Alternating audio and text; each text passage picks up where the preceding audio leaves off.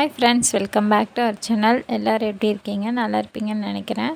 நம்ம சேனலில் இன்றைக்கி ஹேர் கேர் வீடியோவில் என்ன பேக் பார்க்க போகிறோம் அப்படின்னா, நம்மளோட முடி வந்து நல்லா ஸ்ட்ராங்காகவும் இருக்கணும், முடி உதிர்றது கம்மியாகணும், ஸ்கேல்ப் வந்து ட்ரை ஆகாமல், நல்லா ஹேர் வந்து டேமேஜ் ஆகாமல் மேலேருந்து கீழே வரைக்கும் ஒரே அடர்த்தியில் வேணும் அப்படின்னா கண்டிப்பாக இந்த ஹேர் பேக்கை வந்து ட்ரை பண்ணி பாருங்கள். உங்களோட ஹேர் வந்து நல்லா ஸ்ட்ராங்காக இருக்கும். நீங்கள் நம்ம சேனலில் ஃபர்ஸ்ட் டைம் பார்க்குறதா இருந்தால் கண்டிப்பாக சப்ஸ்கிரைப் பண்ணிக்கோங்க. ஹேர் கேர் ரிலேட்டடாக நிறைய வீடியோஸ் போஸ்ட் பண்ணியிருக்கோம். கண்டிப்பாக வந்து உங்களுக்கு ரொம்பவே யூஸ்ஃபுல்லாக இருக்கும். ஹேர் கேர் ரிலேட்டடாக எந்த டவுட் இருந்தாலும் கண்டிப்பாக கமெண்ட் செக்ஷனில் கமெண்ட் பண்ணுங்கள். கண்டிப்பாக நான் அதுக்கு வந்து ரிப்ளை பண்ணுவேன். உங்கள் டவுட்ஸும் கிளியர் ஆகும். இன்றைக்கி நம்ம ஹேர் பேக் போடுறதுக்காக சூஸ் பண்ணியிருக்க இன்க்ரீடியண்ட் எல்லாமே நம்ம வீட்லேயும் நம்ம வீட்டு தோட்டத்துலேயும் கிடைக்கக்கூடிய சிம்பிளான அண்ட் ஈஸியான பொருட்கள் தான். வாங்க வீடியோக்குள்ளே போய் பார்க்கலாம் என்ன அப்படின்னு. ஹேர் பேக் போட்டு ஹேர் வாஷ் பண்ணுறதுக்கு முந்தின நாள் நைட்டே இந்த ப்ராசஸை பண்ணி வச்சுக்கணும். என்ன அப்படின்னு பார்த்திங்கன்னா, 2 டேபிள் ஸ்பூன் வெந்தயம் எடுத்துகிட்டு ஒரு 90 to 100 மில்லி அளவுக்கு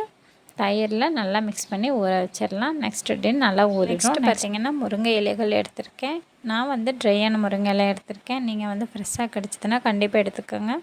இது பவுடர் ஃபார்ம்லேயும் எடுத்துக்கலாம். அடுத்தது முக்கியமான ஒரு பொருள் என்ன எடுத்திருக்கேன்னு பார்த்திங்கன்னா, முட்டையில் வந்து எக்கச்சக்கமான ப்ரோட்டீன் கண்டென்ட் இருக்குது. அதனால் எப்போயுமே நான் ஹேர் பேக்கில் வந்து கண்டிப்பாக ஆட் பண்ணிக்குவேன். இது எல்லாத்தையும் ஒரு மிக்ஸி ஜாரில் ஆட் பண்ணிவிட்டு நல்லா ஒரு பேஸ்ட்டாக நல்லா அரைச்சிட்டு அதை வந்து ஒரு ஃபில்டர் கிளாத்தில் வந்து நல்லா வடிகட்டி எடுத்துகிட்டு வந்துடலாம். நிறைய பேர் கேட்குறது என்னென்னா, ஃபில்டர் கிளாத்தில் எப்படி வடிகட்டுறது அப்படின்னா, அதோ இப்படி தான். சரி, இந்த ஃபில்டர் கிளாத்துக்கு எங்கே போடுறது அப்படின்னு நினைக்காதீங்க. நம்மளோட ஷால் இருக்கும்ல, அதில் நல்லா டிரான்ஸ்பரண்ட்டாக இருக்க மாதிரி ஷால் எடுத்துகிட்டு அதில் இந்த மாதிரி கை வச்சு லைட்டாக பிழிஞ்சோம் அப்படின்னாலே நம்மளுக்கு நல்லா ஃபில்டர் ஆகி வந்துடும். ஏன் ஃபில்டர் பண்ணி போடுறோம் அப்படின்னா, நம்ம ஆட் பண்ணியிருக்க முருங்கை இலையிலையும் வெந்தயத்துலேயும் கொஞ்சம் டஸ்ட்டு இருக்கும். அது வந்து ஆஃப்டர் ஹேர் வாஷ் வந்து ஹேர்லேயே ஒட்டிக்கும். அதுக்கப்புறம் நம்மளுக்கு சிக் எடுக்கிறதுக்கோ இல்லை காய வைக்கும் போதும் கொஞ்சம் கஷ்டமாக இருக்கும். அதுக்காக தான் இந்த மாதிரி ஃபில்டர் பண்ணி எடுத்துக்கிறோம். அதுக்கப்புறம் எடுத்து வச்சுருக்க எக் ஒயிட் வந்து ஆட் பண்ணிக்கலாம். நல்லா இந்த மாதிரி கலந்து விட்டிங்கன்னா சூப்பரான இந்த ஹேர் பேக் வந்து ரெடி ஆயிரும்.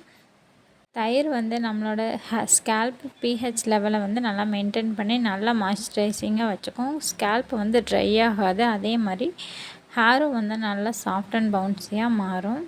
வெந்தயம் நம்மளோட தலையில் வரக்கூடிய எல்லா பிரச்சனைகளையுமே தீர்த்து டேண்ட்ரஃப் வராமல் நல்லா தடுத்து ஹேரை வந்து ஷைனிங்காகவும் பளபளப்பாகவும் மாற்றுறதுக்கு உதவும். அது மட்டும் இல்லாமல் முடியை நல்லா நீளமாகவும் அடர்த்தியாகவும் மாற்றுறதுக்கு உதவுது.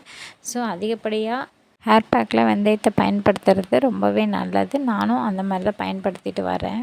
நம்ம அரைச்சி வச்சுருக்க ஹேர் பேக்கை வந்து ஸ்கேல்ப்லேருந்து எண்டு வரைக்கும் லேயராக எடுத்து அப்ளை பண்ணிவிட்டு ஒரு 20 நிமிஷம் வந்து அப்படியே கொண்டை போட்டு விட்டுறலாம். அதுக்கப்புறம் ஒரு 10 மக் அளவுக்கு வாட்டர் எடுத்துகிட்டு நல்லா அந்த ஹேர் பேக் போகிற அளவுக்கு வாஷ் பண்ணிவிட்டு, எப்பயும் ஷாம்பு எந்த அளவுக்கு எடுத்து யூஸ் பண்ணுவோமோ அதை விட கொஞ்சம் கம்மியாக ஆட் பண்ணிவிட்டு நல்லா வாட்டரில் டைல்யூட் பண்ணி ஸ்கேல்ப்லேருந்து எண்டு வரைக்கும் நல்லா ஒரு மசாஜ் பண்ணி நல்ல வாட்டரில் தண்ணியில் வந்து நல்லா ஹேரை வந்து வாஷ் பண்ணி அலசி எடுத்துருங்க.